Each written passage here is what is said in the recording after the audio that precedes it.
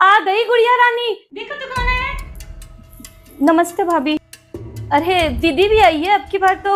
हाँ वो गुड़िया घर ही आ गई थी, सामान भी खुद ने पैक कर दिया, जिद करने लगी चलो तो फिर इसी। बुआ जी तो आने को तैयार ही नहीं थी, मैं जबरदस्ती इनके ससुराल जाके इनका सामान पैक करके ले आई। मैंने कहा 5 साल हो गए, इस साल तो आपको हमारे साथ ही राखी मनानी पड़ेगी। सुन गुड़िया, एक बार अंदर आ तो मेरे कमरे में, मुझे कुछ काम है तुझसे। अच्छा आती हूँ। लगता है मेरे आने से भाभी खुश नहीं हुई।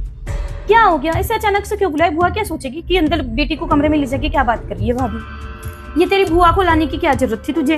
इतने साल से नहीं आ रही थी, नहीं आती तो क्या हो गया मम्मी? 5 साल हो गए बुआ को आए हुए। मैंने सोचा इस साल सब साथ में राखी मनाएंगे, कोई तो मन करता होगा ना अपने भाई को राखी बांधने का। ले गुड़िया, ये तेरी राखी की साड़ियां है, सारी अच्छी अच्छी हेवी पसंद करके ले पकड़।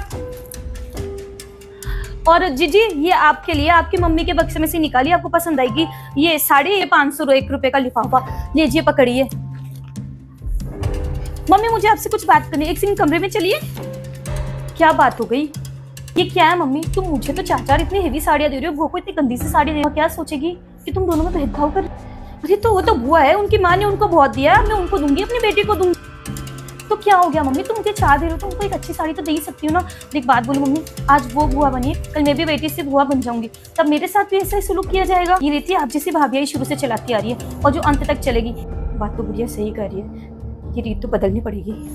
दीदी वो मेरे को ना ध्यान ही नहीं रहा, आपके लिए साड़ी ला के रखी थी मैंने, ये एक साड़ी और 3100 रुपए का लिफाफा, ये ले लीजिए आप। मुझे तो लगा था आप मेरे आने से खुशी नहीं है भाभी, लेकिन इतनी सुंदर साड़ी देके आपने ये साबित कर दिया कि माँ बाप के जाने के बाद भी बेटियों का पियर खत्म नहीं होता है। जहाँ आप जैसी भाभी हो वहाँ हमेशा बेटियों का पियर खुला ही रहेगा।